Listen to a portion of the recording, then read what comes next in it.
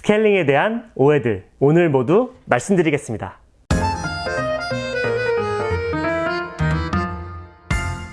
안녕하세요. 자일리톨TV의 치과의사 닥터 자일리톨 이재일입니다. 치과하면 생각나는 치료, 임플란트, 충치치료, 신경치료, 스케일링 등등. 오늘은 그 중에서 스케일링, 특히 정확히는 많은 분들이 오해하고 계시는 스케일링 부작용의 진실에 대해서 한번 살펴보려고 합니다. 먼저 스케일링이란 치아에 생긴 치석, 침연세균막, 니코틴, 외부의 착색 등을 칫솔질만으로는 제거할 수 없기 때문에 스케일러라고 하는 초음파 기구를 사용해서 제거하고 매끄럽게 해주는 치료입니다. 가장 기본적인 잇몸 치료라고 할 수 있죠. 스케일링을 받게 되면 치아를 상실하는 가장 큰 이유인 잇몸 질환을 예방해서 자연 치아를 보존할 수 있고 침연세균막과 치석 등으로 인해 생기는 구취도 예방할 수 있습니다. 이렇게 장점이 확실한 스케일링은 몇 년 전부터 보험화되어서 더욱 보편화되었지만 다양한 부작용이 있다는 얘기를 듣고는 무서워서 꺼려하시는 분들도 제법 많이 보입니다. 그렇지만 저희 치과의사들 사이에서는 스케일링을 받지 말라고 하는 분은 단 한 명도 없으실 겁니다. 만약 부작용이 있다면 과연 저희가 이렇게 말할 수 있을까요?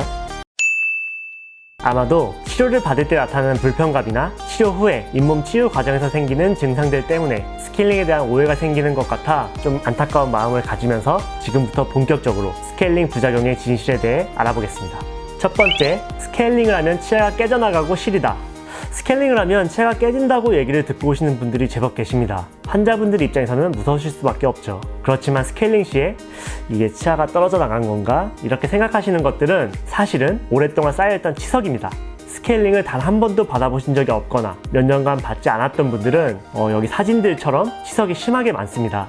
주위 잇몸이 부어있고 붉게 발적되어 있죠. 이런 경우 스케일링을 해서 많은 양의 치석이 떨어지게 되면 비어있는 휑한 느낌이 나면서 내 치아가 떨어져 나간 건가? 라고 이렇게 오해하실 수 있습니다. 스케일링 기구는 초음파 진동으로 치아와 치석의 경계 부분을 쳐서 치석을 제거하게 되는데 이 기구로 치아를 깎는 것은 사실 거의 불가능하다고 말씀드리고 싶습니다. 그리고 스케일링을 통해서 오랫동안 치석으로 덮여 있어 감각이 둔해져 있던 부분이 노출되면서 일시적으로 시리게 됩니다. 스케일링 후에 가장 흔하게 접하게 되는 불편한 증상이 바로 시린 증상이 되겠죠. 비유를 하자면 마치 겨울에 이불을 이렇게 덮고 있다가 이불 밖으로 나오면 추운 것과 같습니다. 정상적인 감각을 되찾아가면서 나타나는 과정이라 시린 증상은 시간이 지나면서 점점 적응이 되므로 없어지긴 합니다.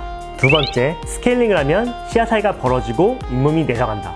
사진을 비교해보시면 스케일링 후에 치아 사이 잇몸이 내려가서 뻥 뚫린 것처럼 보입니다. 건강한 잇몸은 치아 사이가 빽빽하게 차있어서 빈틈이 없지만 치석이 쌓이고 염증이 생기면 치아 주변 뼈가 녹게 되고 잇몸이 흡수되어 치아 사이에 틈이 생기게 됩니다. 그 틈에 치석이 쌓이게 되면 빈틈이 없어져 보이지만 잘 보면 다 치석이에요. 이때 스케일링을 하면 다시 틈이 생겨 비어 있어 보이므로 잇몸이 내려가 보이고 치아 사이가 벌어져 보이는 것입니다.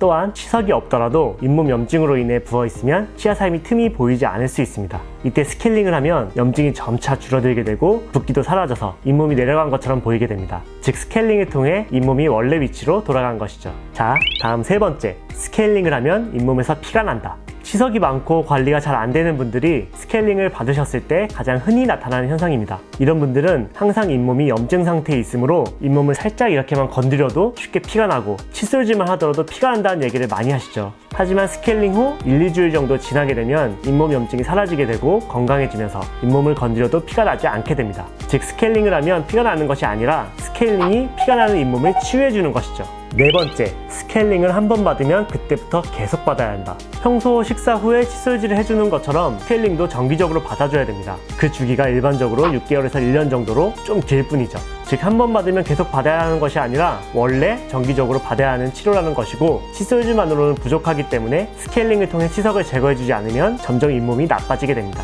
다섯째, 스케일링을 받고 나면 치아가 흔들린다. 잇몸이 아마 안 좋았던 경우에는 스케일링 후 치아가 더 흔들릴 수 있습니다. 치석이 흔들리는 치아를 붙잡고 있었는데 그랬던 치석이 제거되면서 잡고 있던 게 없어지니 원래 흔들려야 될 치아가 흔들리게 되는 것입니다. 심한 경우가 아니라면 점차 제자리를 잡아가긴 할 텐데 사진처럼 마치 치석 치아가 한 몸이 된 것 같은 상태에서는 치석을 제거했을 때 염증이 매우 심한 상태였을 테니까 흔들리는 것은 당연하죠. 그렇다고 스케일링을 안 받으면 옆에 있는 온전한 치아들까지 영향을 받을 수 있습니다. 스케일링의 중요성 아시겠죠? 여섯째, 스케일링 후 잇몸이 부으면서 통증이 더 생겼다. 잇몸 질환이 중증 이상으로 진행된 경우에는 스케일링 후에 잇몸이 붓게 되고 아픈 상황이 발생할 수 있습니다. 잇몸 질환이 심한 경우에는 눈에 안 보이는 잇몸 깊은 곳에 치석이나 염증이 존재할 가능성이 상당히 많습니다. 이런 경우에는 겉에 드러난 치석만을 제거한다면 표면의 잇몸만 치유되어 안쪽 염증 물질 배출을 방해할 수 있고, 그렇게 되면 잇몸이 붓고 아플 수 있습니다. 그렇지만 잇몸 깊숙한 곳에 염증이 있다면 저희 치과 의사들은 단순히 스케일링만 할 뿐 아니라 추가적인 치근 활태술이나 치은 소파술을 권해드리기 때문에 너무 걱정하지는 않으셔도 됩니다. 자, 마지막 7째. 임신 중에는 스케일링을 받으면 안 된다. 임신 중에는 미세한 염증으로도 잇몸 질환이 잘 생길 수 있습니다. 그렇기 때문에 더 주의하셔야겠죠. 특히나 잇몸 질환은 태아에게 안 좋은 영향을 줄 수 있기 때문에 임신 중이라도 염증이 가라앉지 않고 피가 난다면 스케일링을 받으셔야 됩니다. 스케일링은 사실 언제 받아도 안전한 편이지만 임신 2기 한 15에서 28주 정도, 이때가 이제 치과 치료가 태아에게 큰 영향이 없는 시기이기 때문에 꼭 기억해서 임산부 여러분들은 치료 받으시기 바랍니다. 오늘 스케일링 부작용의 진실 혹은 거짓을 통해 흔히 알려져 있는 스케일링 부작용은 대부분 거짓이라는 것을 말씀드렸으니 그대로 방치하셔서 상태를 악화시키지 않으시길 바라며 정기적으로 스케일링을 꼭 받아주시기 바랍니다. 보험 스케일링은 매년 1월 1일부터 12월 31일까지 한 번씩 가능하니 올해 안 받으신 분들은 늦기 전에 꼭 치과에 방문해 주시고요. 그럼 다음 영상도 유익하고 좋은 영상으로 찾아뵙겠습니다. 감사합니다.